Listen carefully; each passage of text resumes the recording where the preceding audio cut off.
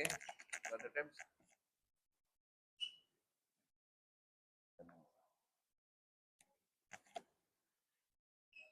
May buntag kaninyong tanan mga higala ko diri sa Davao. Ako si Kirby Atienza, usa ko ka registered nurse. Ug usa po ko ka unya ako istorya ug unsa nang usapa diha. Pero gatudlo ko og acting coach, acting sa ABS-CBN no panahon sa 2014 hangtod sa pagsirado, pagwala sa franchise 2019. Kung familiar mo sa Star Magic, kung hain produkto silang Catherine Bernardo, Gerald Anderson, Claudine Barreto, o Going Bulilit. Wala naman na ron. Ako ang gatudlo sa ilaha. O kung hinumdo mo ni Mutya or Kaya, no Mutya tong anak ni Sir Chef, ano Gido Santa Maria sa Be Careful With My Heart, morning show sa ABS-CBN sa una, dalaga na siya karon. Panahon sa iyang 13th birthday concert sa Sky Dome, Quezon City, no, sa SM, ako ang nag-direct. So karon, masig mangutana mo nganong nawala man ka sa showbiz, ug mao kani ang ato ang paghisgutan karon. Pero sa dili pa nato istoryahan ang akong kinabuhi, mo na akong topic, Rehas at Rehab. My story of redemption from addiction, no, to recovery. Ang atong topic karon mahitungod sa addiction. Kung makadungog mo moingon nga ayaw magpadulan ng tawhana kay adik-adik na. Unsay mabutang sa imong na? Kaning tawhana gasyabo, drug addict, no? Pero sa atong addiction mga higala, no, ang addiction day dili lang ni sa shabu-shabu, dili lang ni sa alcohol kundi dili gawi usab behaviors sa katawo nga wala nag-involve og substance. Og mao kana atong istoryahan karon. What is addiction? Addiction is a condition wherein a individual becomes physically or emotionally dependent on a substance or behavior even when they know it's harming them. Ang addiction di ay mga higala usa kini ka sakit kung hain ang usa ka individual na too much dependent sa usa ka substance, no, o chemical o kaha sa usa ka gawi nga kanunay niyang ginabalik-balik bisan kabalo siya nga makadaot sa iyang kinabuhi. Kung maghisgot kita og addiction, moingon dayon tawag sumuha na ay kabalo naman mi ana, drugs naman na, alcohol naman na. No, wala kay taga-care. Pero sa dihang ang ato ang kapamilya, no?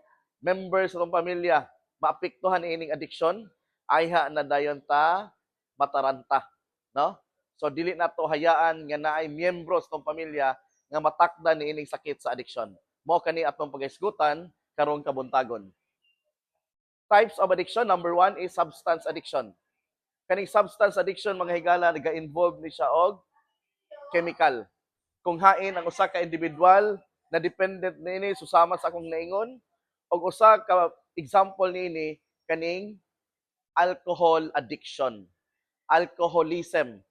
Ang usa ka individual dili mabuhi, no, og walay alcohol, magluya, way di na maboring o ka way lami ang kinabuhi og dili maka yarok og alcohol. Mao kini ang mga alcoholic. Unsa epekto niini? Siyempre, tirahon niya ang imuang atay. Mao kana mga higala ang mga tawo karong panahon na labi na mga palahubog, taman na gyud sa 50, 60. Di na mulapas nga naman ang atay nangaguba na. No? Nangalata na gumikan sa kaisog sa bino nga makahubog nga ilang gisulod sa ilang lawas. Ikaduha nga klase nga addiction kaning gitawag nila nicotine addiction. Kaning nicotine addiction mga higala makuha nato na siya sa pagpanigarilyo o pag-vape, tobacco, no? Di may lami ang aso, pero ang addictive nini ang presence of nicotine nga ginapangita sa imo ang lawas. Ug unsa may resulta niini, ang epekto niini mga higala, syempre tirahon niya ang imong baga. No, ang imo ang lungs. Inig matirahan niya mga higala na at times nga makollapse na siya og mao kini gitawag nilang emphysema. Dili na siya mo pump. Maglisod na ginawa kung dili ka walay assistance sa oxygen. Mo na careful ta mahigala ni ining nicotine nga addiction pinaagi sa pagpanigarilyo. Ikatulo nga klase nga addiction mahigala mo kini ang pinaka kung sila pa giila, no? Kay kini nga addiction o sa kini ka illegal. Dili susama sa bino o sa nicotine o sigarilyo nga pwede ra ka manigarilyo kung dito sa sakto nga lugar i-allow ra sa gobyerno. Pero kini magigala bisan pag magtago-tago ka, as long as masakpan ka niini nga addiction, no, mo kini gitawag og addiction sa droga, dakpon ka og tangkal ka sa prisuhan, no, mapabot ka sa jail. Og mo kani ang drug addiction. Sa Pilipinas magigala na ay mga klase-klaseng drugs. Number 1 na marijuana, no? Pero karon kining ang ilaang drug of choice sa mga Pilipino kaning shabu or kanang methamphetamine. Nga naman, kay kining shabu barato ra, kay 200 pwede na mo musuyo upat mo kamok matod pas kung nadunggan. No, daghan kay mga sikat-sikat driver, habal-habal driver, kadi mga tulog mo kini ilang himuog power. No, inig mag kuan sila sa kadlawon. Okay, makita na ko usahay, no? Kaya ako makasak. Dali ra magi ko makaatik, no? Kagoy nakasuyop gining tawhanan ni. So unsa may epekto nini magigala? Overdose, organ damage, og financial bankruptcy. Pagprinda na lang bisag unsa, no? Rice cooker, refrigerator, aircon, alahas, magkautang-utang aron lang yun makasuyop. Kaning atong paghisgutan next is behavioral addiction. No? Next kind of addiction, behavioral. Kaning behavioral is a non-substance addiction. Both pasabot, non-substance, wala kini ga-involve og alcohol og uban pang chemicals kundili imuan ni siyang nahimo nga habit. Number 1, mao kini ang example nato, gambling addiction. Ang gambling addiction magigala, no, karong panahon na mo kini ang pinaka-rampant nga problema karon, no, aside sa drugs. Kaya nga naman, ang atong cellphone, naalantay wifi, naalantay internet, natay gadget, no, pwede na ta mag online gambling. Pwede na ta musugal. Okay? So mo na ang atong mga senador, JB Ercito Estrada o si Juan Miguel Zubiri, gusto gid nila nga i-totally 100% ban. Wala na online gambling. Kung mobiyahe ka sa EDSA sa Metro Manila, no, 70% sa tarpaulin puro mga advertisement sa online gambling. Mao kana hinungdan magigala nga mismo sikat-sikat driver, mga ultimo ordinaryo nga mga citizen sa nasod nga balintong, nga guba ang pamilya. No, nga guba ang kinabuhi. Kaya nga naman, ang halin nila nga igo-igo ra, mora pud ilang sugal. Unsa pa man ilang iuli sa pamilya, wala na ipalit og bugas. Wala na ipalit og sudan. Sudan. Kaya naman, because of gambling addiction. Kaning gambling addiction mga higala, na ako'y nailan, ako amigo sa Cebu, dato kayo. Ang iyang ginikanan, no, negosyante. Karon kay dara na iyang ginikanan, gihatagan na siya og property, ang iyang share. Karon kay iyang ginikanan, kay wala kabalo nga naa siya addiction problem. Sige na lang siya adtog waterfront. Diha sa waterfront na may casino, nahurot ang iyang kwarta, nahurot iyang properties, no, hinahinay lang. Hangtod yun nga, abot yung punto nga, wa na ginabilin sa iya. Kabalo mo unsay nabilin sa iya ha? Iyahan na lang asawa. Ang iyang gibuhat, wa naman siya maprinda. Ang iyang asawa, iyan na lang pong giprinda og apil. Sa iya ang kailang nga incheck nga negosyante. Ambot lang og nalukat ba to niya. Kadugay naman to niya giprinda 2013. Akong amigo. So mo na mga higala, no? Ing anak ka terrible, ka misteryoso kini nga addiction ang gambling because this is very expensive nga addiction. It involves millions of kwarta. Nga naman, gisugod rin sa piso-piso. Piso-piso ra bitaw pampalipas oras ra man lipay-lipay lang ba? Ha? Ang tanang piso nahimog gis, ang gis nahimog sagatos, ang isagatos nahimog libo. Hangtod nagkautang-utang. Guba ang kinabuhi because of gambling addiction. Next kind of addiction, internet addiction mga higala. Ang internet addiction wala kini gipili nga edad. No, bisan ang mga bata nga edad og 5, 6, 7 og imong kuhaan og gadget, kuhaan nimo og internet, no, di na sila kadula silang gaming online o sobra diha, Roblox. Wala na, magguba ng adlaw. O kita pon mga edaran, no, kung walay wifi, no, dili na tama himutang. Maboring ta, mabordam. Pero sa unang panahon mga higala, ang among kalipay lastiko raman. Marble, syatong, dakpanay, di ba, batulata. Pero karon wa na mo makita na kilid-kilid batulata, wala na. Nga naman, tuwa na ang kabataan sa gadget. nanay internet kompleto. Wa nay magpainit-init diha sa gawas. Mao na ang atong problema karon. Unsay hitabo niini mga higala? Ang epekto niini syempre sleep deprivation, kulag tulog. No, magkasakit-sakit. Okay, bisag unsa na lang ang mga sakit nga may tabo nga naman. Kulag tulog, wa na kabalong alas 4 na is buntag because of internet addiction. Mga ginikanan, no? Ang mga anak nila, wa na. Nga nga, hulog na squad. Okay, sige na lang tanas video. Next kind of addiction is gaming addiction. Kaning gaming addiction, mga igala, no? Sa akong ingon, wala gyapon gipili nga edad. Ang akong anak, edad niya 7 years old, sige na lang siyang tanaw gadget, ako siyang gikasab-an. Ingon ko, nak, ayaw kayo sige anang gadget, kay makadaot na. Di na siya ganahan mo tuon, di na siya ganahan mo himog assignment. Mo nang akong gibadlong, akong gidisiplina. No? Kay para nga akong anak mudako siya nga naagid siya kahibalo sa mga butang nga kinahanglan niyang may bawaan labi na sa edukasyon o sa iyang relasyon sa Ginoo. Kay ngano mo kani nga mga butang nga gi-offer sa yawa, no? Wa na gihatagan ang yawa, wa na pili, apil bata gi-offera niya ani aron nga ang bata dili na maka hinumdom ni Moses. No, di na siya ganahan makahinumdom sa storya ni Abraham, ni David. Okay? O katong pagkamatay ni Jesus Christ, wa nay alamag ang mga bata karong panahon. Ano? Ang naa silang huno na gamings online. Moora gyud, no? Next kind of addiction magigala, kaning gitawag nila og social media addiction. Kaning social media hinahinay mo ani magigala. Kay usahay i-corrupt, i-pollute niya ang imong hunahuna. Nga naman unsa epekto niini? Ang epekto sa social media, depression, anxiety, low self-esteem, inferiority complex. Nga naman, because sige ra kag tan-aw sa Facebook, hangtod makita nimo to ang imong mga ka-batchmate, imong mga classmates sa high school, sa college. Kaya sa una, sige pangupya nimo. Pero karon tuwa na sa Amerika, gatrabaho. Nindot nagkinabuhi, sige nag-travel. Abot Singapore, Japan, nga ikaw nagpabilin na kas Davao. Di ba? Unsa may bation ni mana? Magka-suffer ka og bitterness. Usay maselos ka. May pa sila, no, na sila car, nindot ilang mga gamit, na, di ba? Nindot kay sila, kaon sila og mga mahalon nga mga kwan sa mga hotel. Unya ako, naaragi ko sa Davao, wagi ko'y kwarta, Unsay may tawa na, you will become bitter. Mag-sour graping, self-pity, luuyan ako, oy, wala na ko'y pulos kalibutan because of too much obsession of social media. Wa pa mo kabalo nga kanang mga tawhana ra pod ang ilang i-post kato ra pong mga, di ba? Wa ta kabalo nga pagka mag-post ana, nagkautang-utang po din sila.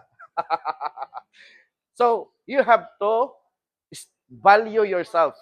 Do not rely your value to other people. No, ayaw hatagin imong value kay aron i-appreciate ka para mahatagan kag kan mo post ka social media, tanan nimo mangutang ka para makapalit og iPhone, no? Imo day say tawag ana post dayon nga kay bag-o para i-admire ka, dili na siya maayo. Because our value comes from God, not from other people. No? Ang atong important sa Ginoo dili sa ubang tawo. Next kind of addiction is shopping addiction. Kaning shopping addiction magala careful money, ganman. Kay kaning shopping maka-addict na nakay bag-o nya, kita na po kag lain, kita na po kag bag-o agoy. No, hangtod na ang imo ang budget magkaguliyang o mawala nga naman. Kay imong ipalit og bugas, imong ibayad sa kuryente, imong ibayad sa mana diha paluwagan o wa na, tuwa na lang dito sa parcel. Inya og wa nay kabayad sa parcel, magtinukluray na dayon kay ang rider tuwa nas gawas. Ikaw gawas pid tuing na lang mga kuan. Wa na nagka-taranta-taranta na nganon. Wala ga plano, puro na lang shopping online. Wala na niya na kontento, wala iyang the attitude of gratitude. Di na siya mapasalamaton kung unsay naa niya. Nga naman, kay sige na siya look forward sa mga bag-ong trend sa kalibutan. As what I have said, na kinahanglan na atay self-contentment. Kung unsay na nato, okay ray ma-afford, adha sa lang ta. No? Ang importante na atay peace of mind, na atay kalipay nga nagagikan sa relasyon nato sa Ginoo, na kontento ta kung unsay naa nato. Next kind of addiction, ayaw mong tan-aw sa akong tiyan. Ha? Kay kaning akong tiyan, Guilty gini. Kay gabi ako nahurot nga balot pulo ka mo. No? So dili ingon kay lecture ko ninyo maayong laki ko. Perfecto ko dili. Daghan pud kay kong kaluyahon. Mo nang naa ko karon sa atubangan para kita magtinabangay og atong i-remind ang atong kaugalingon nga kita usa ka mga tawo nga kinahanglan og padasig og i-remind from time to time kay kalimtanon ang tawo. So unsay sunod nga addiction? Food addiction, compulsive overeating. Bisag busog na, ha? Gutom na pud. Hurot ang kwarta kay ano, ang kwarta tagu-taguan, nya kikita man sa tong kinilaw. Sinugbang isda, barbecue, agoy, hurot. Kita siyang milk tea, cake, wala na, no? So sa resulta niini epekto obesity. Wala na niya pareho nako no nga overweight, maglisod nag-hike, maglisod na kay ano hangak, gumikan sa epekto sa overeating. Next kind of addiction mga igala, sex addiction. Kaning sex addiction mga igala mo kani resulta sa ang resulta niini mao ang pagdaghan sa mga kaso sa HIV o worst AIDS. Nga naman, because of multiple sex partners. Dili siya makontento nga naa siya asawa. Di siya makontento nga naa na siya bana. Makita niyang ex sa Facebook. Uy, ni gwapa mag-ayo si ex. Ha? Akong asawa, sumo naman kay upat na mong anak, lusyang na. Balikan ako sa XB, akong i-chat. Wa siya kabalo si ex, naaghan po ni kay partner nga. Ya? So, ang sa mo, aside ka mag-away mo sa imong partner, sa imong asawa, bulag, magkasakit na mo, kanay tremendous nga effect sa sex addiction. So, dapat, unsa itong buhaton, kontento ta sa usa. No? Usa karon din ugma, usa lang gihapon. Imo rang asawa, imo rang bana. Because sex is a gift from God. Pero kung imo ana ning abusaran, it is already a sin. Because the 10 Commandments said, thou shalt not covet adultery. So kung mutabok na kasalain, dili na nimo bana asawa, kaya sa na siya, adultery and concubinage. Pwede mo dakpon, ana, papriso mo. Next kind of addiction is pornography addiction. Addictive kay ni. No? Mostly ani mga lalaki, according to research, nga ang mga lalaki mao usually ma-addict sa pornography. Kaya nga naman, ang ilang vision is double kumpara sa babae. Mas dali ma-appeal, mas dali ma-attract ang lalaki through their vision sa ilang pananaw. Pero ang babae, mas ma-attract siya through their emotion. Kung imong panggaon og ayo ang babae, no, kung imo siyang sabton, kung imo siyang paminawon, ma-inlove siya nimo. No, bisag di ka gwapo. Di ba? Kung imo siyang akataran, diha ang kaluyahon sa babae. Pero ang lalaki, ang kaluyahon makakita og gwapa, sexy, first impression. Pero ang importante nga ang batasan. Muna ka na sa pornography, akong ibalik, kasi sa pornography, ang mga lalaki, ang kasagara nga ma-hook niini, ma-obsess niini, because their vision is double. No? Appealing sa ila ang mga makita nila sa ilang mga mata. Kung sa itong danini mga igala, kabugnawon sa pagtiayon, ang lalaki, dili na magawa sa CR, tagtulong ka oras. Kay sigig tanaw pornography, mahadlok matsakpan siyang asawa. No? O ang asawa po, moupon ta, no? Nga, mopoy buhaton. Anyway, mag-difference, next kind of addiction, exercise addiction. Sige na lang exercise. Kay gusto gini awaton tong lawas ni Piolo Pascual.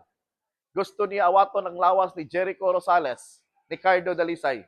Pero kung imong tan-awon maigala, ang iyang panimalay nagkayamukat. Wala ko nag-ingon nga sayop ang exercise. Ang exercise is the best, no? Best way kung hain ma-develop ang imong mga muscles, imong mga bones, o makahatag nimong maing panglawas. Pero once too much of something is not healthy anymore. Kung sige na lang kag pasulabi, dito na lang ka magpuyo sa gym, sige na lang kag gym, ang imong mga responsibilidad sa imong pamilya, imo anang pasagdaan, no? Ang imong responsibilidad isip amahan, isip bana, mawala na, gumikan kay sige na lang kag gym, dinha na ang sayop. Okay? Mo na gitawag na to exercise addiction. Next kind of addiction mga igala, kaning gitawag nila og work addiction. Workaholic. Sige trabaho. No na-obsess sa iyang trabaho. Sige nag-overtime. Ambot noon sa iyang rason, siguro na siya gusto makuha nga promotion, or gusto siya dili siya matanggal sa iyang posisyon, or gusto siya daghan siya kwarta. Wa ta kabulo sa rason.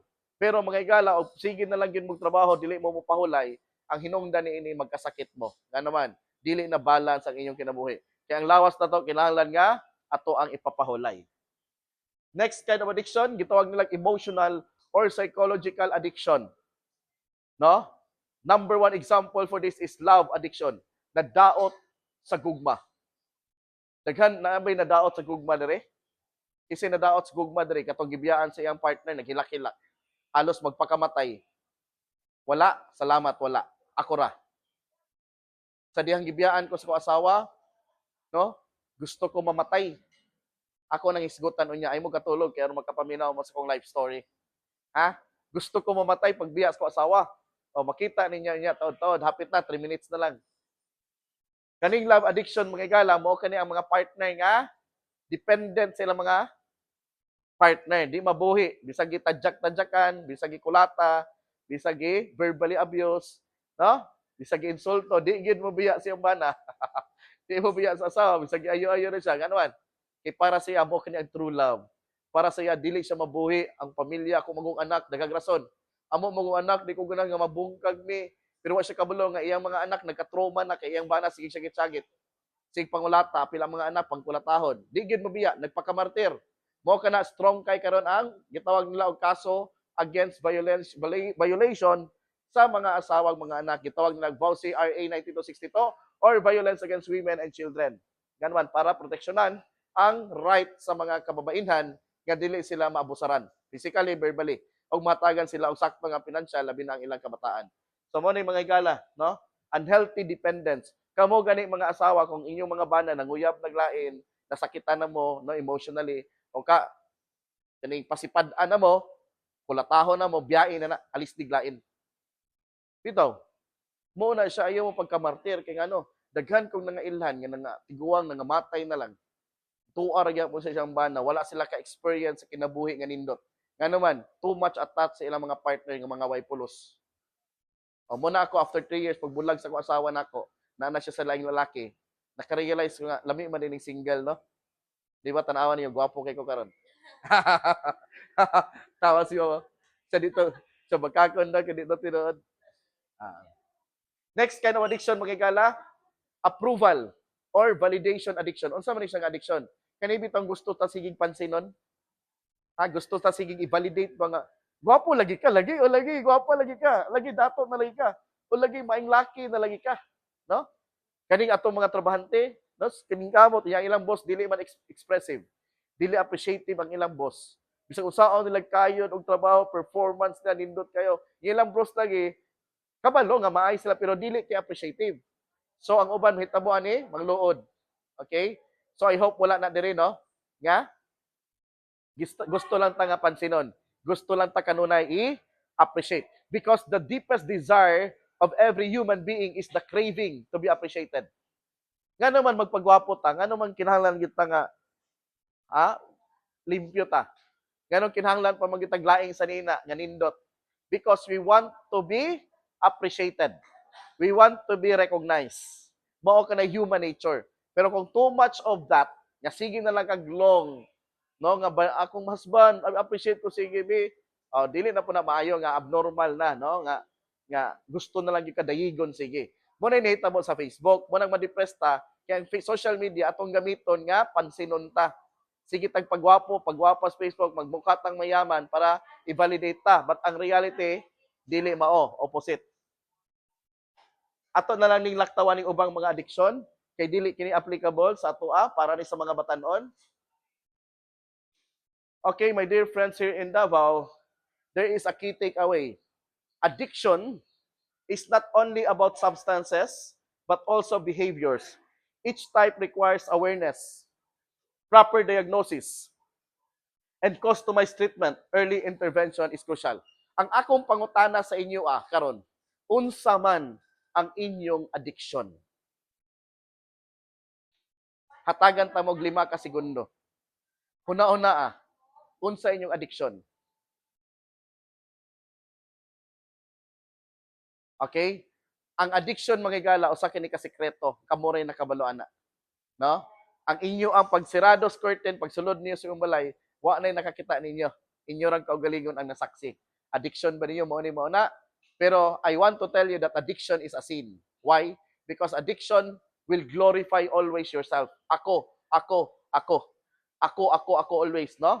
And it will separate you from the love of God because God is a jealous God.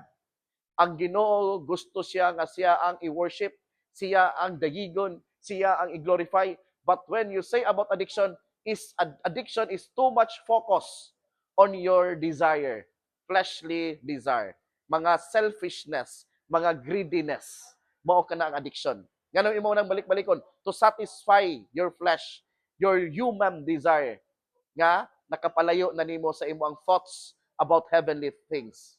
Na? My dear friends, mo na ni, sugod na ni sa akong pagyagyag sa akong kinabuhi. Adik bitaw ko. Adik ko 23 years. Na-addict ko sa shabu, alcohol, o na-addict ko sa ubang mga butang. No? Napriso kong ikaupat, gibiyaan ko sa asawa, girehab kong unong kabulan, nawala sa tanan akong mga sakyanan sa Cavite, mga balay, o ang akong asawa tuwing nitabok naglain because of my addiction. I was addicted to drugs for 23 years. Unya kanang uban mo suyop-suyop na ginagmay ako, dili ginagmay ako Lahi man ning ako ang sinuyapan kay isa man ka Pyrex. Hotdon man ako na. Karon ni dako lang ko kay atong hisgutan aron. Kaning akong pamilya magigala na si Otubangan. Akong anak na member na sa Going Bulilit. Og mo na siya ang katong mag-model sa una sa mga Jollibee. Katong mga bata, kani eldest nako. Og kana ako asawa, gwapa man gina. Para sa ako mao na ang pinakagwapang babayi sa tibuok kalibutan. Og malipayon mi for 13 years, pero for 13 years kagauban mi sa asawa, dili gyud nako mag-give up ang ako ang addiction sa droga o alcohol. Ang akong asawa, ang ngalan si Sarah, ingon ni Sarah, Herb, mag 14 years na lang kita, drugs, sige na ko kita sa CR, na ay mga foil, na ay mga paraphernalia, na ay mga ballpen, bisig unsa na lang. Sige ra gyud pagsuyop, di ka matulog, sige ra kang inom. Di ka katulog o di ka kainom, kay sabog kay ka sa sabo. April 4, 2022, gibiyaan ko sa asawa. So kaning pamilyaha mga higala na si Otubangan, wala na ron. Guba na bungkag na gumikan sa addiction nako sa drugs and alcohol. Because addiction will destroy your family, can cause broken trust, arguments, and emotional pain. Addiction can lead to separation, divorce, and broken relationships with children and parents. And in many cases, the entire family becomes emotionally and financially drained. Hurot ang among kwarta. Nakautang-utang ko, dagko kayo ang mga loans nako sa Manila, gumikan sa akong addiction. Ang akong trabaho, no, katong maala-ala mo kaya wala na karon, soko wala na po na karon. Apil ko sa gamugna ga direct ni ana. So kita mong malaala mo kaya nga makahilak mo. Apil ko sa ang mga talents nako, no? Naapo din na. Katudlo kog acting sa mga bata sa Metro Manila, pero karon wala na. Wala na ni nga trabaho gumikan sa ako ang pagka-adik-adik. And of course, addiction will destroy your life. Kita mo ng lalaki diha, kinsa na? Ako na. The first crime that I committed in my whole life is frustrated murder. Agis kong kasabog, 5 kaadlaw ay tulog-tulog, 5 kaadlaw ay ligo-ligo, 5 kaadlaw ay kaon-kaon. Ang nagdumala sa kong utok o sa akong lawas, shabu o alcohol. Gibuli ko sa 3 ka Koreanos Boracay, gibunal-bunalan ako og botellas Red Horse. Nga wala pa na abrihan, bugat kayo. Ang ilang ulo #dakuan, na ICU sila. Napriso ko.